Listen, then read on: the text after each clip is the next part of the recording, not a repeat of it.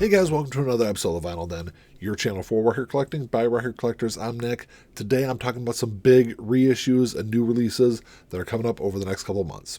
There's a bunch of links down below. Make sure you go check them out. There's links for the Vinyl Den Facebook group, for the merch page, for the Spotify and Apple Music playlists I put together every week, and the Patreon page. Make sure you go check all that out. Of course, if you enjoyed the episode, make sure you give me a thumbs up. Hit that subscribe button down below. Make sure you hit that notification bell so you're notified every time I release new episodes. So like I said in the intro, I'm looking at just the first quarter of 2024 from basically the end of February until just before Record Store Day, so all the way up to April 19th. A bunch of great albums that are coming out. A lot of these I actually already have on pre-order. Either I have them on pre-order or I will have them on pre-order shortly. I got 21 albums to talk about today. If you're interested in any of these, I'll put links down below in the comment section for all of them.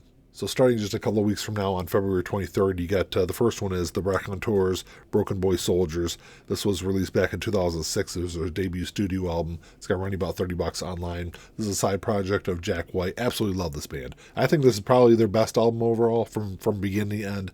Not a bad track on there. Did win the Grammy that year for Best Rock Album. And it's like this, if you've never heard it before, it's like rock mixed with alternative, with a little bit of psychedelic in there, and some pop in there. Really interesting stuff. Really great album to check out. The second one is one that is actually a reissue of a Record Store Day release last year. This is Van Halen live right here, right now. It's going to run you about $100 online. Released back in 1993. It's a live album. And, what kind of gave me pause, I did pick this up for Record Store Day last year. The Record Store Day release, I think it was on red vinyl. This is going to be on black. I had this on CD way back in the day. And I was never really thrilled the way that the CD sounded.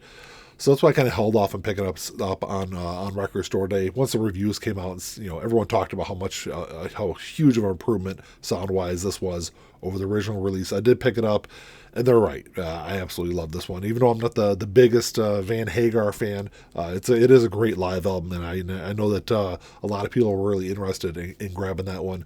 The original release, when it first came out in 93, I think there was there's 24 songs on that original release. When they reissued it for Record Store Day last year, it does have 3 additional songs on there. This new reissue is the same as that Record Store Day release, so it does have those 3 additional songs. So you got that one coming out. The last one for February 23rd is White Lion Main Attraction, released back in 1991. It was their 4th studio album. It's going to be on silver vinyl. I think this is a music on vinyl release. It's going to run you about $38 online. And yeah, it is an MOV release. It's limited to 1,500 copies. Music on vinyl, they're pressed out of, I think, the Netherlands, so sometimes it could take a week or so to get albums over here. So it's the music on vinyl releases, especially with this one. I do have an original pressing of this when it first came out. I do want to grab a copy of the reissue. I pre-ordered it out of Europe though, just to try to make sure I can get a copy over here in the States. And then skipping ahead 1 week to March 1st, you got an expanded edition of one of my favorite 80s albums coming out. This is the expanded edition of the Violent Femmes self-titled debut album from 1983. This is a 3 LP, 1 7-inch box set being released for the 40th anniversary, which was, of course, last year. This is all newly remastered. It's got B-sides on here. It's got some live material. It's got some rare demo stuff. It's going to cost about $125 online. I don't think I actually have a copy of this, so I probably will grab that box set when it gets released. Absolutely love this album. It, of course, has all their best-known stuff on here. You got Blister in the Sun on there. Please Do Not Go, Add It Up, probably my 3 favorite Violent Femmes songs. Just a great album. So, like I said, that's one I've got on my list to grab. Then you got the new solo album from Bruce Dickinson coming out, also the Mandrake project. This is his 7th studio album. It's a 2 LP release. It's going to run about $36 online. This is Bruce's first album since 2005, so it's been a long time since he's released any new material. Of course, known as the lead singer of Iron Maiden. It's probably not one I'll pre-order, but I'll definitely stream it when it gets released and check it out. Also on March 1st, you got a great live album from The Who coming out. This is live at Shea Stadium 1982. It's a 3 LP release. This is all part of the It's Hard tour. It's going to run about $40 online. This is the last tour that The Who would go on until, I think it was 89 when the next tour was. This is also the last tour with Kenny Jones on drums. Kind of the end of a really great period for the band, especially live stuff. I haven't heard the live album, but I'm sure it's going to be great. It comes in a deluxe gatefold jacket. I'm definitely looking forward to that one when it gets released. And then you've also got, so this is the last one for March 1st, is the soundtrack to the movie Orange County. Great movie released back in 2002. It's got Jack Black in there. It's got Colin Hanks. Love the movie. The soundtrack's actually even better. If you've never seen the movie, at least check the soundtrack out. You got stuff on here by the Foo Fighters, The Offspring, Live, Social Distortion, Crazy Town, a bunch of other great ones. Just some really great music from that period in the early part of the 2000s. And the next 4 releases are all coming out on March 8th. The first one is Judas Priest, Invincible Shield. This is their 19th studio album. It's a 2 LP release. So there's a black version, like a standard black version, and then there's a red version that's going to be indie exclusive. They're both going to run you about $45 online. Of course, this is the new album from the heavy metal icons, fronted by Rob Halford. It's been a while since they've released an album. This is their first album in 6 years. It's I'm not the biggest Judas Priest fan. It's definitely one I'll stream and check out. I know a bunch of people out there are really excited for this album, though. But the next one is definitely one I've had on pre-order since it was first announced. This is Alice Cooper, $1 Billion Babies. Released in 1973. It was Alice Cooper's 6th studio album. This is a 3 LP deluxe edition celebrating the 50th anniversary of this great release. It's going to run you about $70 online. So you get the newly remastered album on here. It also has studio outtakes, single mixes, and then a live concert from 73. What they released last year, they did, I think School Is Out and Killer were the 2 deluxe editions they released last year. The live material on both of those albums, I can say that all the live material that Alice has released over the last couple of years, whether it's the deluxe stuff last year, I think it was live the Apollo Theater they released for Record Store Day maybe 2 years ago, all the live stuff's been fantastic. I think those deluxe editions, owning them for the live material, I think was definitely worth it. I'm looking forward to the live material on this one also. That's why I've got a couple of copies of this album already. I've got I got an original pressing, and then I've got the I think it was the Rocktober release they released in like 2016. I've got both those pressings of it already. So like I said, I'm going to grab this one mainly because of the live material, because of how great all the other releases have been lately. Also on March 8th is another release from Alice Cooper. You got Theater of Death live at Hammersmith 2009. This was released back in 2010. It was only available on CD. Finally getting a copy of it on vinyl that week. It's going to run you about $40 online. It's a 2 LP release. It's on red vinyl. It does come with a DVD of the 2009 performance.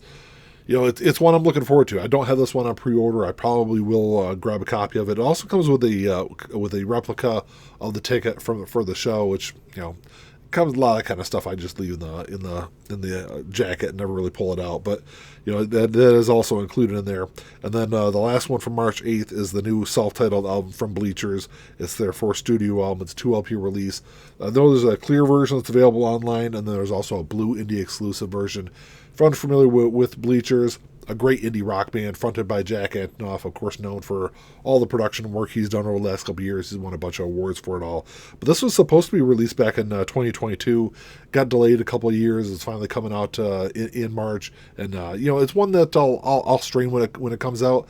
I think the first couple of Bleachers albums have been kind of hit or miss for me. But, it's one I'm definitely looking forward to. I'll stream it and check it out. And if I love it, I'll grab a copy of it. Now, on March 15th, we're getting something I really never thought I would see. This is a new album from the Black Crowes, Happiness Bastards. It's their 10th studio album. It's going to be on orange vinyl. It's going to run you about $25 online. It's their first album since 2009.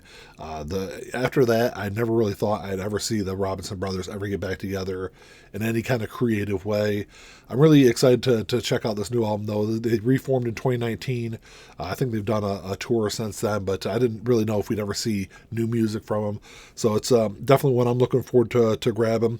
And then you've also got a reissue of Trash by Alice Cooper coming out that week. Released in 1989. It's his 11th studio album. It's going to be on blue and red marble vinyl. It's a music on vinyl release, so it tends to be a little more limited. We only got 2,500 copies of that album coming out, being released for the 35th anniversary of that album. I think it's probably, off the top of my head, I think it's probably Alice's second best solo album. I really love that album ever since it first came out. Music on vinyl releases, they come out of Netherlands, so they're kind of limited here in the U.S. and kind of hard to grab. So it's one I definitely made sure I pre-ordered from a European website to make sure I get a copy of it. You also got the next reissue from Cake coming out on March 15th. This is Pressure Chief, released in 2004. It was their 5th studio album. It's going to run you about $29 online. So over the last year or so, Cake has been slowly reissuing their catalog. Really, I'd say, so this is album number 5. So albums 2, 3, and 4, I think, were the best that Cake ever did. They kind of lost me on this album, but I need to go back through and check it out because it's been quite a few years since I've listened to it. So I'll definitely add that to my list to stream and check out before it gets released. And then the last album for March 15th is an album by Jethro Tull. This is the Chateau de whatever sessions. I'm horrible with French. I'm not even going to attempt to say that. But anyway, it's going to run about $34 online. This is all recorded in March. I'm sorry, it's recorded in August of '72. I don't know why I was thinking March, but because I guess because it comes out on March 15th. But anyway, this was recorded in August of '72. Been a bunch of great albums recorded in that location over at least the beginning part of the '70s. Jethro Tull went there to record what would become a Passion Play, and just ran into a bunch of problems. Like, they had a bunch of mechanical problems, and then the band got sick, and they ended up scrapping the whole session. Ended up going back to England, recording all new stuff for what would be a Passion Play. And I think they used maybe 2 tracks from these sessions on that album, and then a lot of it was never released until Nightcap was released back in 1993, and then it was still never fully available until just recently, a couple years ago, when they released the 40th anniversary of A Passion Play. It's all remastered by Steven Wilson. I do have a bootleg copy of it. It sounds great. I'm sure this is going to be a great release. A couple of big albums getting reissued on March 22nd. The first one is Alice in Chains, Jar of Flies, released in 1994. It was their 3rd EP. I think We Die Young and Sap are the first 2. And then this is going to run about $22 online. It was a huge album when it was released. It was the first EP to ever debut at number 1 on the Billboard 200. Met with rave reviews. I think it's kind of widely seen as one of the best Alice in Chains releases. It's definitely one of my favorites. Have had it on pre-order for a long time, and it's about out of print forever. So I think the last pressing of this was music on vinyl release back in 2010. It was paired with Sap. Goes for several $100 online. Like I said, definitely one I'm looking forward to.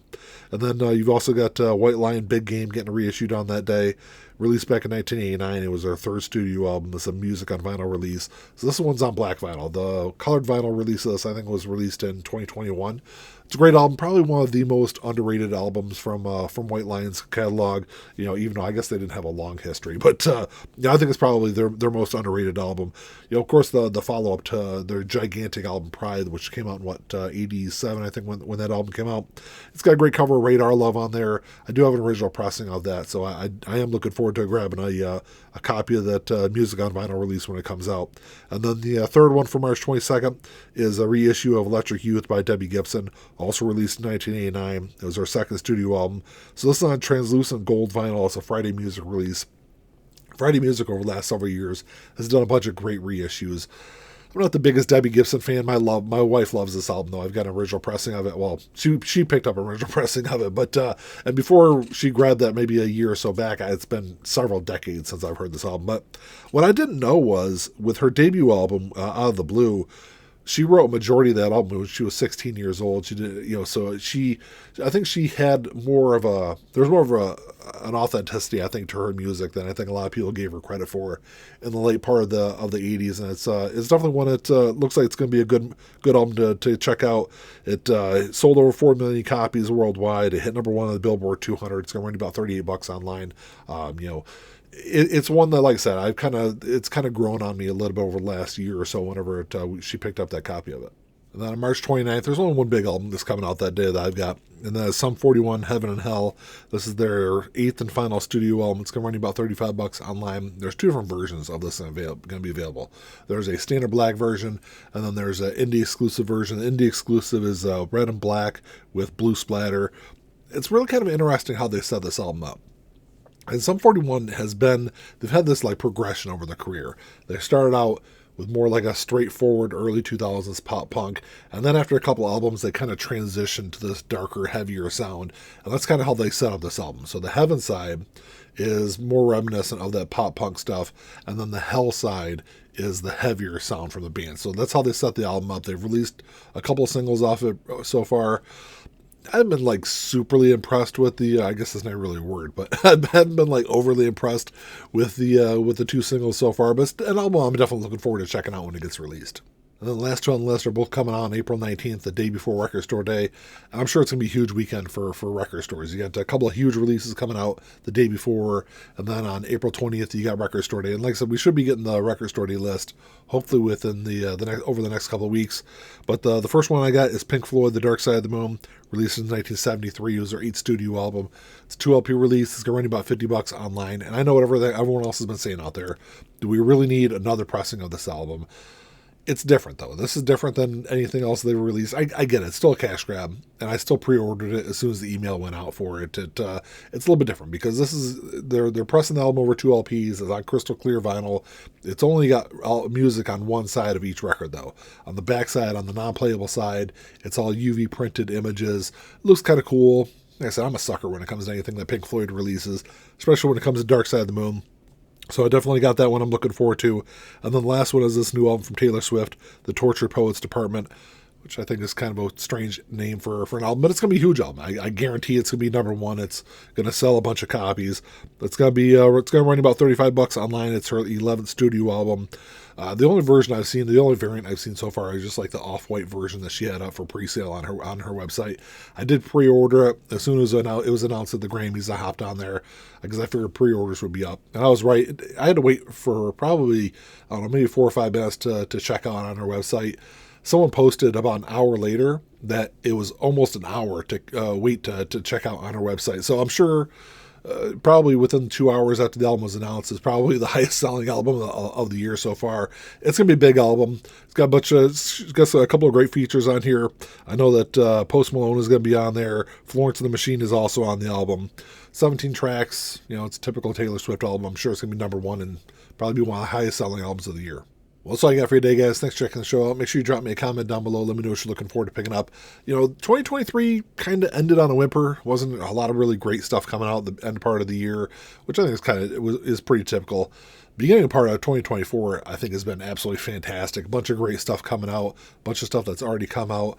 Of the stuff I talked about, I think I already got 8 of these on pre-order. I'm sure I'll have a couple more of them on pre-order over the next couple of weeks. But let me know what you're looking forward to grabbing. Like always, if you enjoyed the episode, make sure you give me the old thumbs up.